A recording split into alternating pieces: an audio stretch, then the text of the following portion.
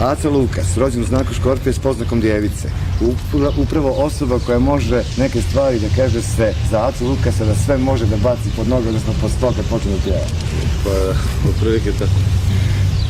Nešto nisam baš pomno saslušao ovu najavu, ali to je otprilike to.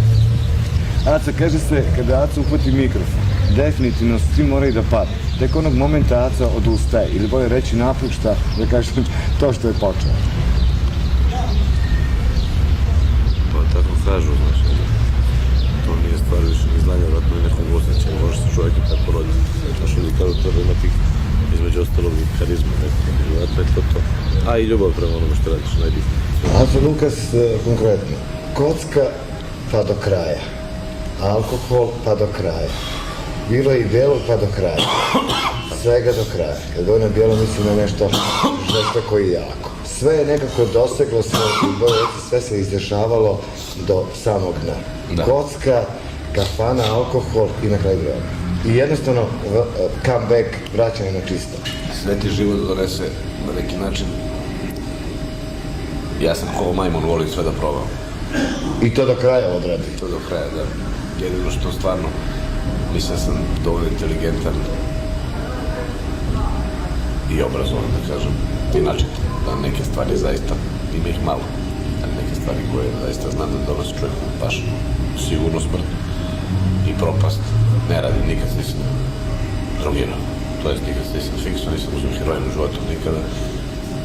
I nikad nisam volio da radim stvari za koje znam da će mi promijeniti karakter. I neću biti više to što ja sam. Ostale stvari sam radio i ne kaže da su korisne i pozitivne, to sam 100 puta pričao. Edukativno, zaista edukativno zbog mladih, zato što za mene to uglavnom svi znaju, a ja nisam trebao da budem primjer. Jer znam da me puno klinaca voli i obožava, zato da je možda loš primjer da rade nešto što ja radim. Jer sam radio, mislim da to nije dobra stvar, kokain isto nije dobra stvar.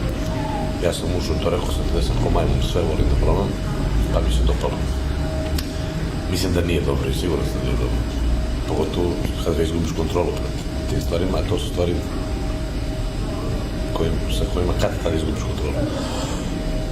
Zato mislim da to ne valja, ali sam probao i radio. I došao sam do kraja, i išao sam na lečenje, jer to je bio kraj. Znači, kad sam došao do kraja, međutim, imam toliko moć.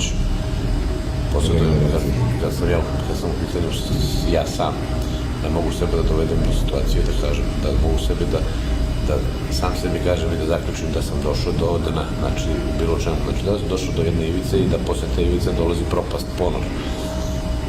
I onda imam tako neko moć da onda sebi kažem ja sad da je stvarno dosta. Ja sam onda rekao sam sada da je dosta, međutim isto sam tako vidio da to nije dovoljno što sam rekao da je sada dosta jer neke stvari čovjek ne može sam da uradi.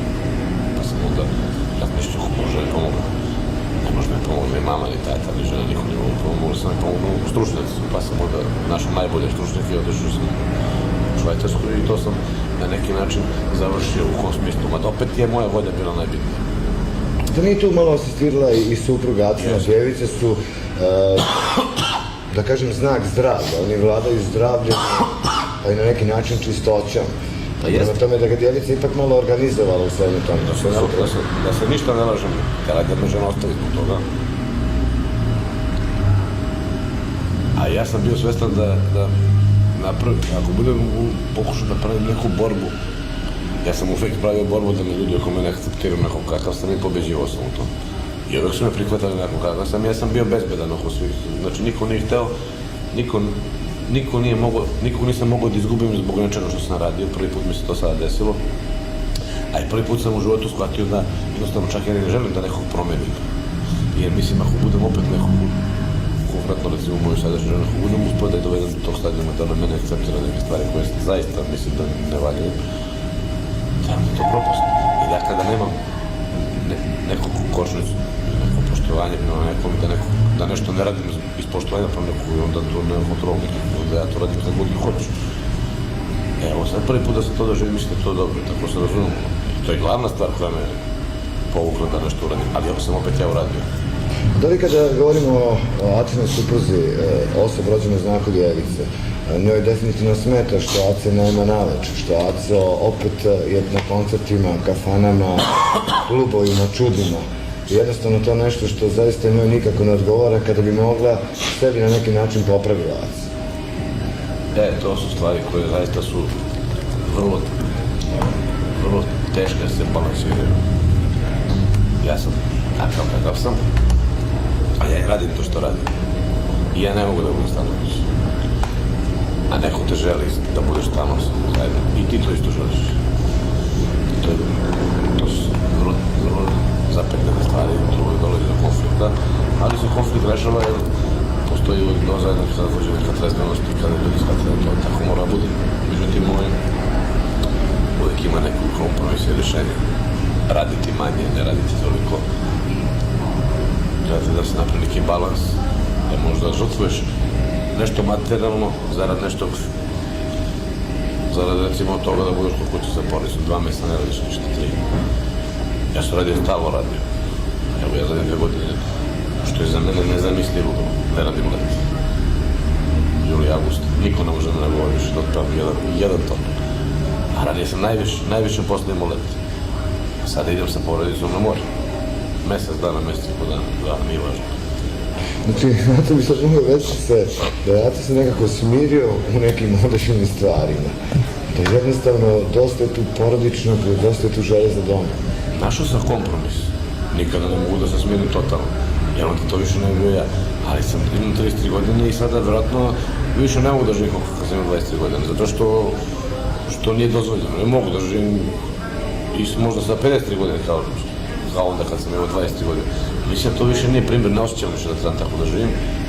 I mislim da sam našao idealan kompromis da imam svoje ja, ono što sam ja bio, ali da imam i nešto što mi sada počelo da mi nedostaje, da imam svoj jedan kutak, jedan krug, gde sam ja nešto drugo, u stvari isto sam ja, Aca Lukas je tamo, ali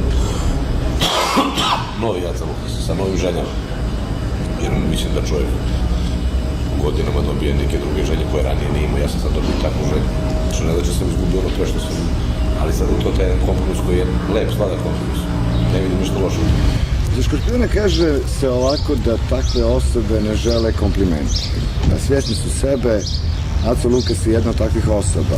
Svjesna sebe, svjesna svojih kvaliteta i za komplimente se obično čeka i čuva i na neki način očekuje neka vrsta interesa. Da li Aco Lukas zaista voli komplimente? Svako voli komplimente, znaš. Ako volite da hvale. Sad pitanje koliko je to stvarno želja da nam se potvore da ti kaže da to bude stvarno istina, to je pravo, iskreno, ili to stvarno interesa, to što sve.